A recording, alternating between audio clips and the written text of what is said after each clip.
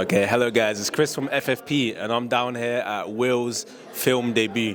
I've just bumped into Niko. Niko's just spawned out of nowhere. Hello. Bonjour, ça va? How are you feeling today, Niko? Ça va très bien.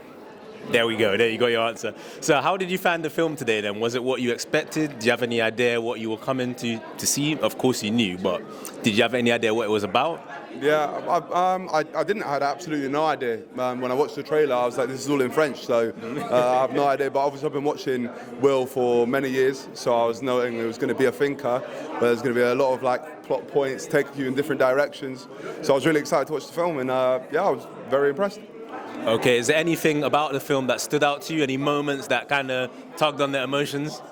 I think it's really cool to see someone starting as a creator and then being able to pull off a movie, have a cinema release, all that type of stuff. I think watching that and seeing his career early on and seeing like nods to his early career, I really did think that was really cool. And I thought, yeah, it was sick. I like what you mentioned about a creator transitioning to the film space, because I know there's something you've done like that as well. I remember seeing the trailer where you got kidnapped. Do you remember the trailer I'm talking about? Where I got kidnapped? Was it by the cartel?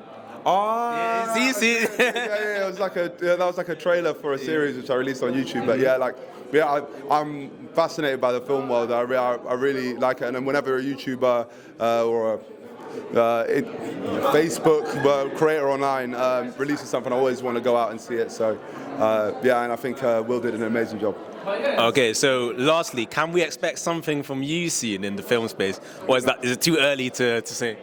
Who knows? Oh, there we go. Who knows? Niko, thanks a lot, man. Thank you.